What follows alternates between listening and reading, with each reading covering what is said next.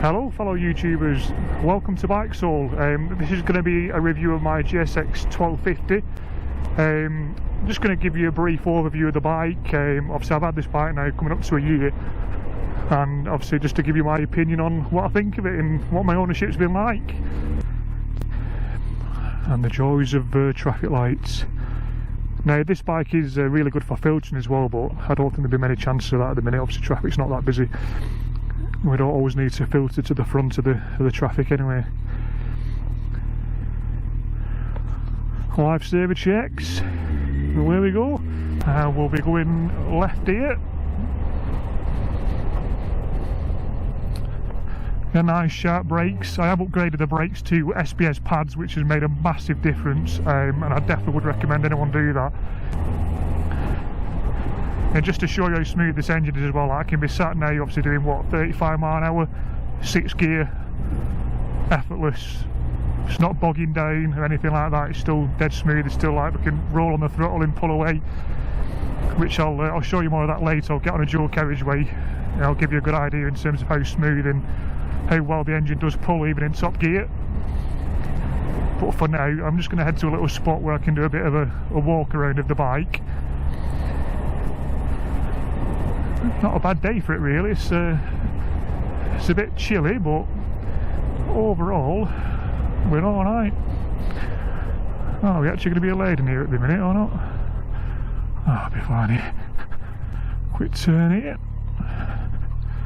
and away we go. Just park it up here. To it so far, so I fitted a Dalkovich exhaust obviously with this thing here. So I've put obviously upgraded pads in there, the SBS pads, and again like I said, I think anyone should do that if you're going to get this bike. It's such a heavy bike. I mean, it's 250 kilos anyway, so you definitely want to be doing something to stop you. Grips, Oxford heated grips on there, little obviously touring screen on there as well, just to take the wind off you.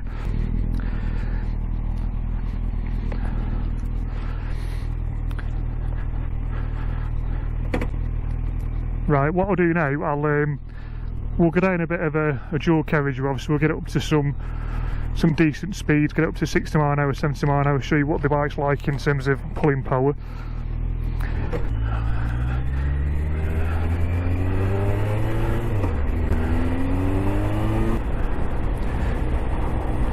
One thing I will say as well, the like first and second gear, the gearbox does feel quite clunky.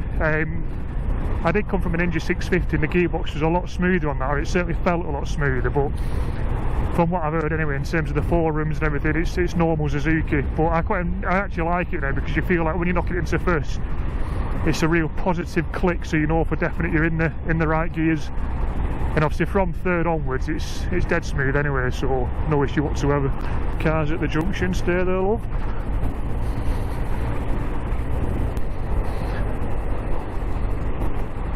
Obviously deserted. Bloody COVID.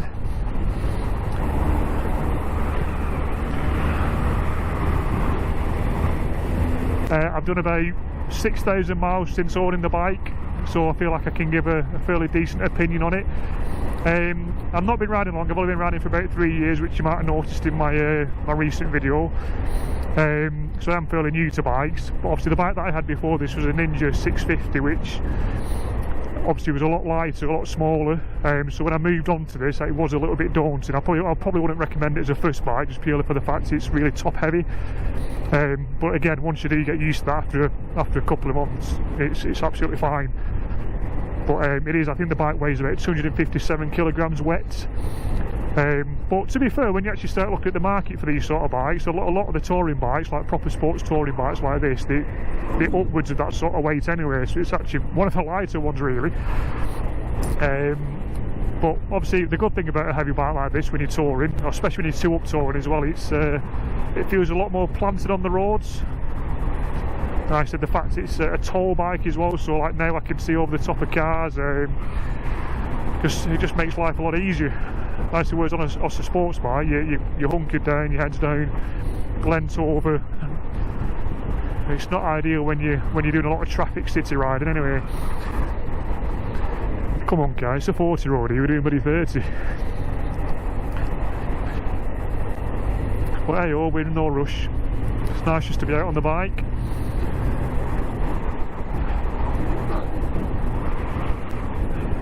Oh, come on mate, you can get a bus through there.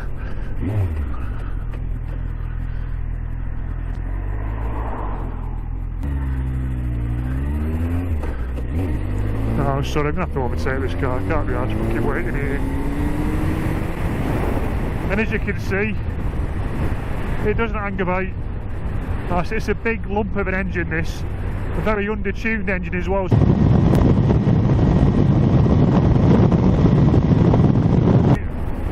Reliability of this bike has been amazing. Like I said, I've done 6,000 miles. I've been to Germany, I've been around the Nürburgring. I did, what, 1,600 miles in 4 days doing that. Obviously did 3 laps of the Nürburgring and never missed a beat. I was amazed actually how well it performed on the Nürburgring. Obviously it didn't give me as much confidence as my my sports bike did, but it's never going to do that. But like I say, obviously when you're pushing on, you do find the back end does sort of wallow around a little bit. And I'm actually thinking at some point of upgrading the rear suspension just to make it a little bit stiffer. But overall it's a great bike. And the best thing about this bike is the price. I mean, you can pick one of these up now for £4,000, probably fully kitted out with luggage as well, so you get the back box, the side panniers, literally ready to go touring on. And I don't think there's going to be many bikes out there for 4,000 quid that does everything as well as this does. It doesn't do anything like amazingly well, but everything it does do, it's more than adequate, and I think 90% of the riders are not going to have any issues. I think it's only when you start to really push the bike out on a track or something, then you start to see a little bit of the limitations of the suspension. But again, how many people are actually going to be doing that on a bike like this?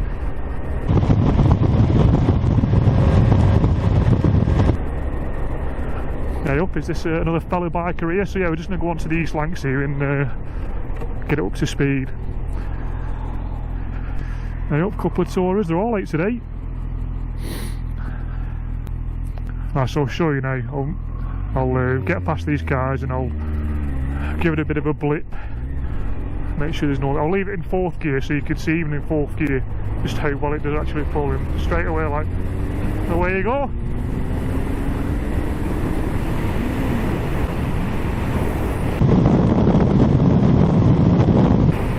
No drama whatsoever. Pulls fantastic.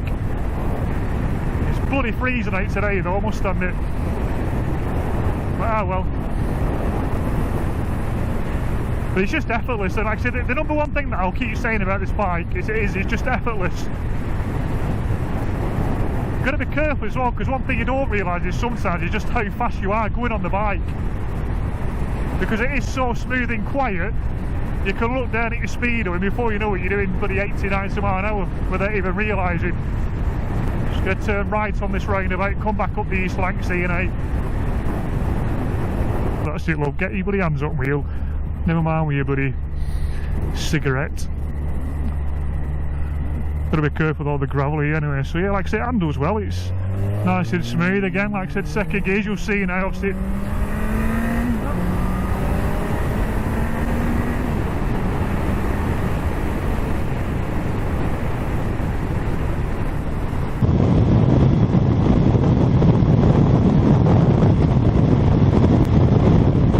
As you can see, it's bloody quick.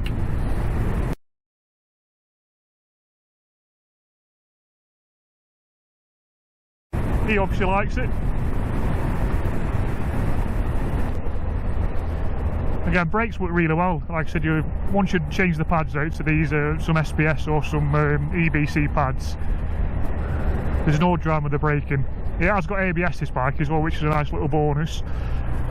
Obviously, just in case you do ever need to just slam on, it takes a bit of the pressure away, obviously locking up your front brakes, which is the last thing you want. Like I say, it leans remarkably well as well. Like I said, once you're actually moving on this bike, like I said, some country lanes, some nice sweeping country lanes, you'll be amazed at how quick you can actually get it going. It does flow nicely, and like I said, it does lean, it does tip in quite quick as well. It doesn't feel lethargic or anything. Another bonus to this bike as well, obviously the seat height, it can be lowered as well, I think, by 20mm by changing some of the brackets out. So if you find the seats a bit too high up and you can't get your feet down comfortably, you can easily change that. Again, like I said, just this now, so smooth it pulls. There's just no drama with the bike whatsoever. It's just everything nice.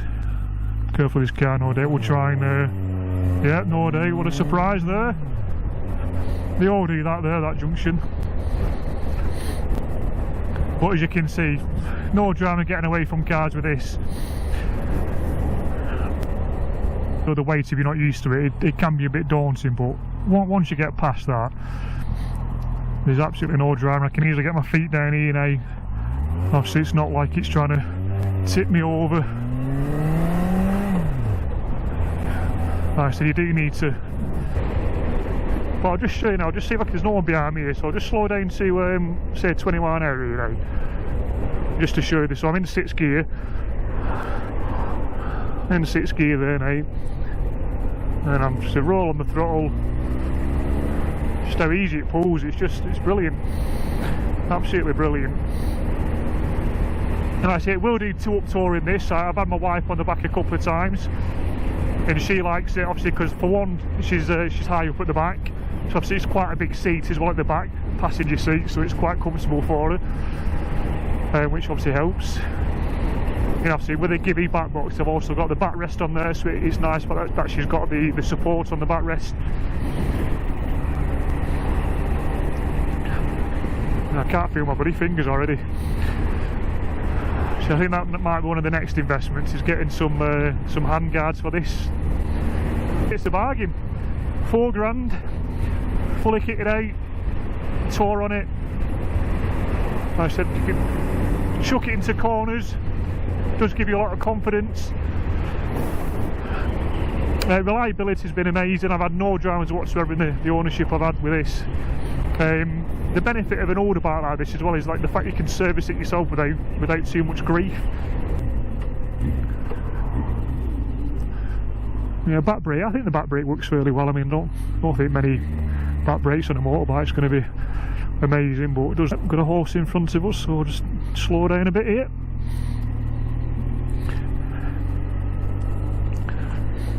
Wonder how much horsepower that's got. I do think it'll be hard pushed to get a nicer bike for the money, really.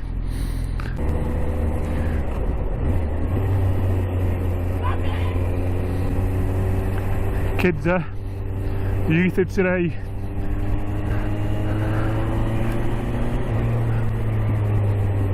Hopefully you can hear that bit of overrun there on the exhaust. Sounds lovely. Again, for 130 quid the Dalkovich, I mean it's a great buy really, and quality wise it's good fit. Obviously I've had no issues with rust or anything like that. And that's another bonus about this sort of bike. It's been around a long time, it's a well-known bike, there's a lot of history with it. Obviously it's basically based on the GSX1250, the Bandit. So if you do have any issues with it, I'm pretty damn sure someone will know how to fix it. Or if you ever need parts, aftermarket parts, there's a good choice out there. Which I think helps. Like I said, there's no point buying. It's alright, well and good having a nice, like, fancy modern bike, but when something does go wrong with it, it turns into a bloody farce. Stay there.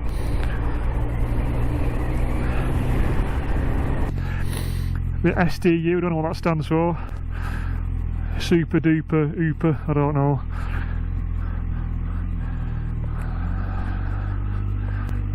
Always smiling, always happy, this girl. Always bloody smiling.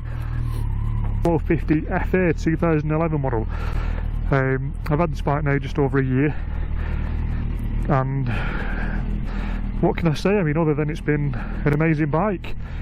I've done about 6,000 miles in my ownership. I've been to Germany on it. Did 1,600 miles in literally 4 days going to Germany. Did 3 laps of the Nürburgring on it. And amazingly, it actually surprised me how well it did handle it.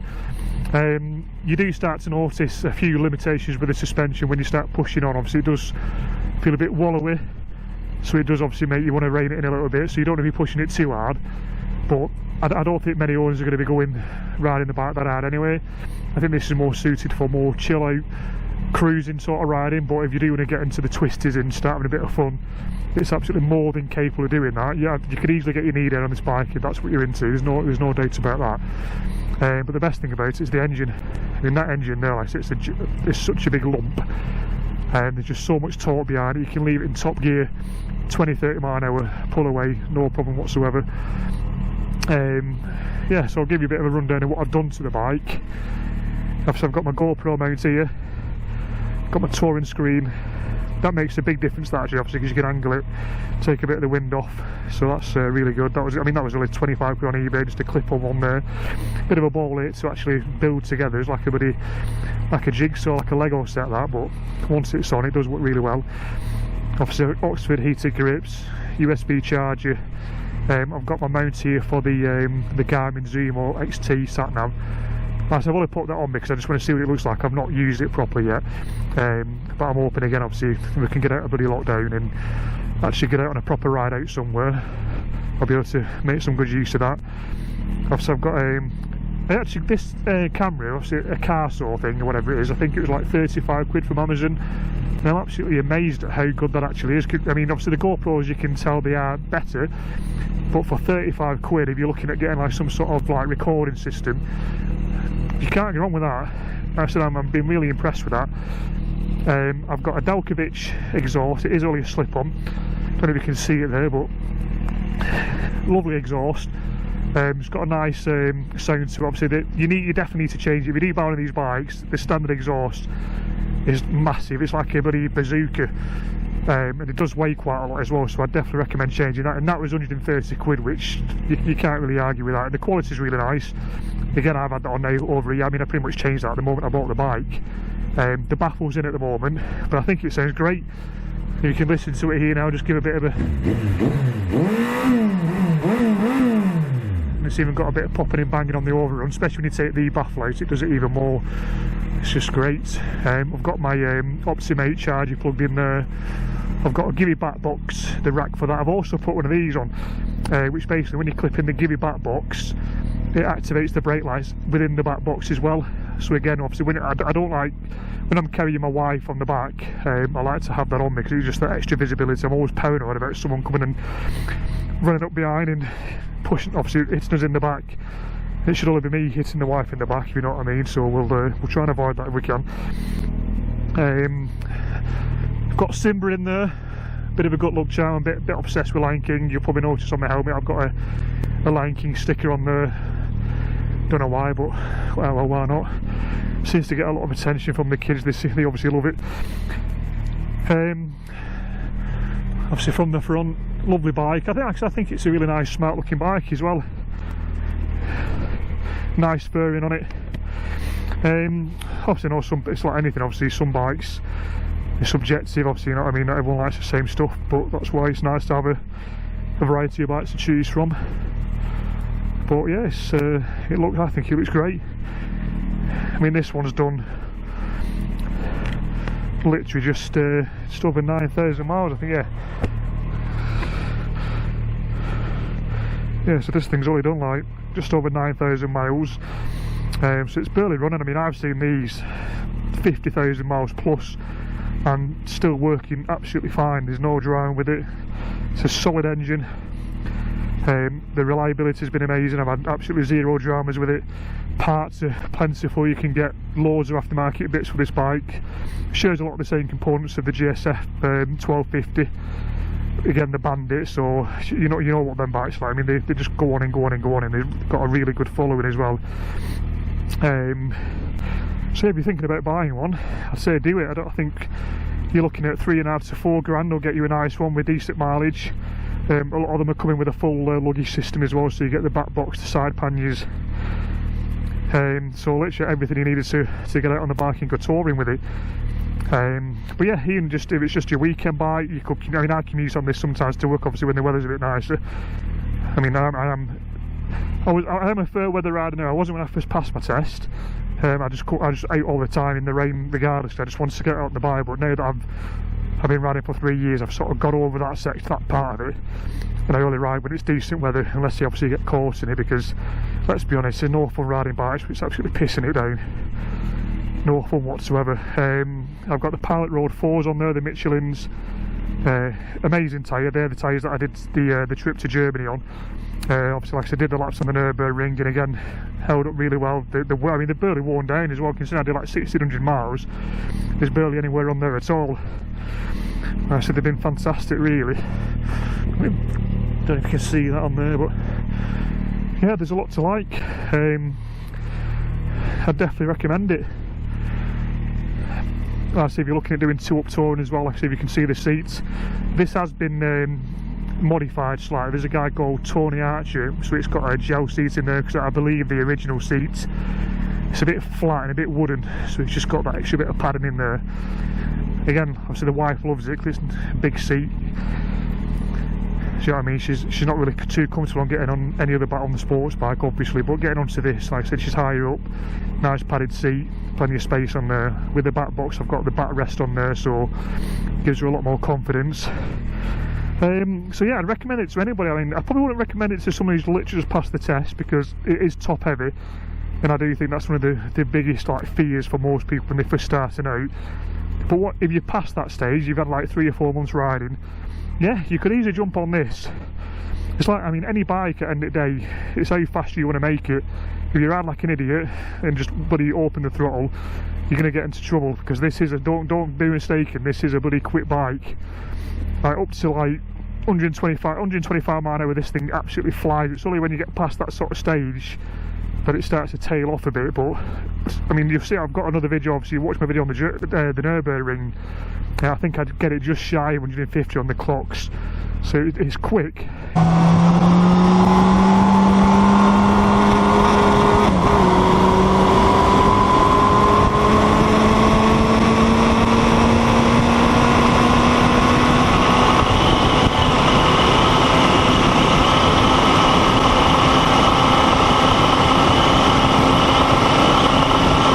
Lovely in the silver as well. I believe you can get it in the black. I think they do like a limited edition like white one, which I do like the white one. I think it looks quite smart, that. But yeah, I think it's a great bike. Would I recommend it? Absolutely. If you're in the market for a bit of an all-rounder, I mean, most people can only afford to have one bike, whether it's because of storage space, obviously money. If your budget allows if your budget is literally between about 4,000 and 5,000, buy one of these. It'll do everything you need it to do. You can have fun on it, you can go touring on it, reliability is amazing, you can get a lot of aftermarket parts for it, it's fairly easy to service. Like I said, the only pain in the arse is the oil filter, which you probably can't really see on here, but it's behind the exhaust pipes at the front there, and that can be a bit fiddly until you have to get the fairing off on the side. It's really difficult to get your hands in, but there is a trick where you can sort of move it around the coolant pipe. But again, once you've done it once, it's fine. But I know when I pissed it, it was a bit like, bloody hell, who's designed this? But yeah, other than that, piece of piss to service. Like I said, I've had the brakes off, I've cleaned them all up myself, everything's accessible. Obviously, it's not like a really modern fancy bike, it's not got loads of electronics to worry about. It has got ABS, which I am glad about, I must admit, especially when I've got Catherine on the back. The why? Because obviously, you know what it's like, if you do need to just slam on and you panic and you just grab the lower front brake, it just stops you obviously locking that front tyre and causing all sorts of hassle. But yeah, I'm a bit obsessed with cleaning the bike anyway. I always keep it clean inside, even after any ride. If I see any dirt on it, I clean it, give it a full clean. I like to keep my bikes in good nick. And yeah, I think it looks really smart. Obviously I put the wheel trim on there, the tape. Yeah, get out there and get one, and hopefully see you guys out there. Take it easy anyway, all the best. Thanks for watching, hope it's been a useful review for anyone who's thinking about buying one of these. Like I said, any questions, leave a message, subscribe if you like what you see. There will hopefully be some more videos in the future this year, obviously lockdown permitting. Like I said, I've got a plan to take this up to the Lake Districts and do the passes on, which should be fun. Yeah, but anyway, thank you very much for watching. Take it easy guys, ride safe, bye.